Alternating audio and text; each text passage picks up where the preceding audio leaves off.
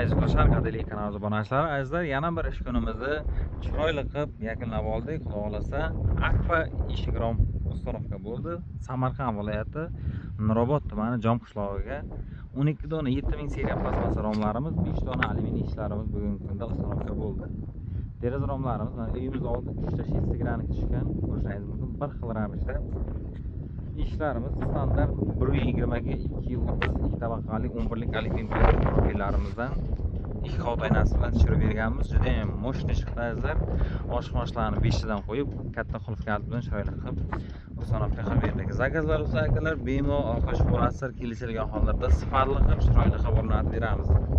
Manzilimiz Samarqand viloyati Qazorg'om juma bozorida Alfaysalans markalarimizda imo, telegram, WhatsApp bor. Kelishilgan hollarda sifatli qilib chiroyli qilib o'rnatib beramiz. Mana